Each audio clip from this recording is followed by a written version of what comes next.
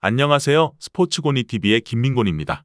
오늘은 여러분들께 내일 저녁에 있을 아시아 챔피언스 리그 2경기 분석을 준비해 보았는데요. 어제 저녁 준비해서 분석방에 공유해드렸던 19.8형 배당 조합은 아슬아슬하게 레알 마드리드의 핸디캡 무승부까지 적중하면서 많은 분들의 수익을 만들어낼 수 있었는데요. 오늘도 챔피언스 리그와 해외 축구로 구성된 93.4형 배당 무세금 조합을 준비해 보았는데요.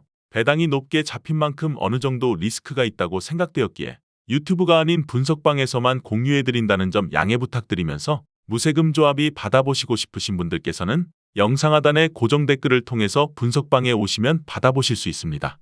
그렇다면 오늘의 아시아 챔피언스 리그 2경기 분석 지금 바로 시작해 보도록 하겠습니다. 먼저 오늘의 첫 번째 경기는 울산현대와 반포레고후의 맞대결입니다. 울산현대는 지난 시즌 우승을 기록한 팀이기도 한데요. 16강 상대로 고후가 결정된 것도 나름대로 괜찮은 대진이라 평가할 수 있었습니다. 그래도 변수가 전혀 없는 상황은 또 아니라고 보여줬는데요. 아시안컵의 대부분의 수비 자원들이 차출되었고 정승현과 김태호 나은 다른 팀으로 이적을 하는 등 수비에 대한 조직력이라는 점은 의문시되는 것이 옳다고 보여졌으며 그래도 박용우가 이적하면서 흔들리던 볼란치에는 마테우스가 새롭게 영입되면서 고민이 일단은 충족된 상황이라 볼 수 있었으며 적응을 얼마나 빠르게 하는지가 관건이 될 전망이며 그래도 주민규와 엄원상 같은 공격진의 활약상이 제법 좋은 울산이고 특히나 마틴 아담이 아시아 챔피언스 리그에서 상당히 좋은 폼을 보여주고 있는 울산이라 볼 수 있습니다. 특히 아담은 골을 넣지 못한다고 하더라도 강점인 피지컬을 이용해서 어그로를 끌어주는 역할은 피지컬적으로 열세인 J리그 팀들에게도 어느 정도 효과를 기대할 수 있는 상황입니다. 다음은 원정팀 반포레고후입니다. 고후는 2부 리그에서 팀의 기적을 쓴 스토리를 갖고 있는 팀인데요. 올 시즌에도 2부에서 시즌을 보내야 하는 상황이지만 아시아 챔피언스 리그에서는 3승 2무 1패로 좋은 성적을 기록하면서 토너먼트로 진출하는 역사를 쓰게 되었습니다. 다만 올 시즌을 마치고 겨울 이적 시장에서 선수들이 상당히 많이 빠졌다는 소식을 접할 수 있었으며 계약 만료나 이적으로 인해서 16강에 진출하는 데 기여했던 다수의 선수들이 빠지면서 사실상 고후 역시 새 판을 짜야 하는 상황에 직면했다고 볼 수 있었습니다. 전반적으로 수비적인 안정감은 괜찮은 모습을 갖추고 있는 고후입니다. 조별리그에서 다득점 성향이 짙은 멜버른 시티 원정에서 무승부를 기록한 적도 있는 고후인데 다만 조별리그 후반으로 갈수록 실점이 서서히 증가하는 모습을 보이기도 했으며 시즌 막판이라서 체력적인 부담이 있는 상황이었을 수도 있다고 보여졌지만 팀의 플랜 자체가 퇴색되어가는 인상을 주기도 했던 고후입니다. 결국 이 경기는 두 팀이 상당히 선수단의 변동이 많은 상황이라고 정리할 수 있었으며 그럼에도 울산이 유리한 상황으로 보는 것이 합당하다 생각되었는데요. 울산이 수비형 미드필더의 뎁스를 채운 점과 피지컬적으로 좋은 아담이 잔류에 성공하는 등 J리그 팀들에게 나름대로 유리한 상황을 만들 수 있을 것으로 전망되었으며 고후의 경우 조별리그가 진행될수록 장점인 수비가 제법 흔들리는 등 불안감이 없지는 않았다는 점을 참고했을 때 이번 경기는 울산의 승리와 다득점의 선택지를 우선적으로 권장드려 볼 수 있었습니다. 다음은 나부바호르와 아리티아드의 맞대결입니다.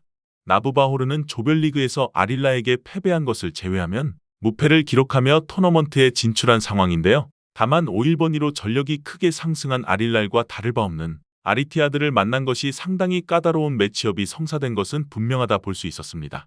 상대적으로 약한 팀을 만나게 되면 실점 억제나 득점력에서 큰 하자가 없었던 홈팀인데 다만 아릴랄과의 경기에서는 전반적인 체급에서 버티지 못하는 모습이었고 특히 본인들의 홈에서도 상당히 높은 7할의 점유를 상대에게 내주는 편이었는데요. 그래도 퇴장자가 나오지 않은 매치에서는 77%의 점유를 내주었음에도 단 한 골로 실점을 통제하는 데 성공하는 등 수비진의 역량이 아주 못 봐줄 정도는 아니었는데요. 물론 지공 성향이 아니면 전방으로 향하는 패스의 질이나 정확성이 떨어지는 모습은 여전히 아쉬움으로 남아있다고 볼 수 있는 나부바호르입니다. 원정팀 알-이티하드는 클럽 월드컵에서 다소 아쉬운 성과를 냈지만 리그에서는 알나스르를 승점 5점으로 앞서면서 1위를 차지하는 모습을 보여주고 있습니다. 팀의 주포이자 상징인 벤제마가 사우디의 환경을 마음에 들지 않아 한다는 소식이 있는 등 팀 내에 제법 부정적인 소식이 있는 편이기는 한데요. 다만 함달라나 호마리뇨 같은 자원들이 벤제마가 없이도 득점포를 기록하는 등 팀에 끼치는 경기력적인 악영향이 아주 크지는 않아 보였으며 그 외에도 캉테나 해가지같이 유럽에서 족적이 큰 선수들은 여전히 제 역할을 잘 해주고 있는 상황입니다. 또한 수비형 미드필더인 파비뉴까지 합류하게 된다면 일단 리그에서 보여주는 7점 커버 능력에는 별다른 문제가 없을 것으로 보여졌기에 원정이지만 어느 정도 선전이 기대되어지는 이티하드라고 볼 수 있었으며 결국 우세한 흐름을 가져가는 쪽도 원정팀이라고 볼 수 있었습니다. 벤제마가 없는 상황에서도 화력적인 손실이 없는 편인 상황이고 알 이티하드의 수비력이나 중원에서의 퀄리티는 여전히 타팀을 상대로도 유효한 양상을 보여주고 있다는 점을 고려했으며 물론 홈팀 나브바호르가 라인을 내리고 버티는 성향에서의 수비는 오일머니를 두른 팀들도 생각보다 잘 상대를 했던 만큼 저득점 양상의 경기가 나오게 될 가능성이 높다고 보여지면서 원정팀의 승리와 저득점 쪽의 접근을 권장드려보면서 마무리해보도록 하겠습니다. 오늘 준비한 경기 분석은 여기까지입니다. 여러분들께서 보시는 분석이 조금이나마 도움이 되셨거나 준비한 분석에서 궁금하신 부분이 있으시다면 댓글로 말씀해 주시면 성실히 답변 도와드리겠습니다. 또한 현재의 분석을 토대로 한 최종적인 승부식 조합과 영상에서 다루지 않은 경기들에 대한 정보와 분석이 필요하신 분들께서는 하단의 댓글에 링크를 통해 경기 분석 문의 주시면 해외 축구 정보 공유방으로 무료로 입장 도와드리고 있으니 꼭 오셔서 추가적인 정보와 조합까지 받아보시는 것을 권장드리면서 오늘의 승부식 20회차 아시아 챔피언스 리그 3경기 분석 영상을 마쳐보도록 하겠습니다.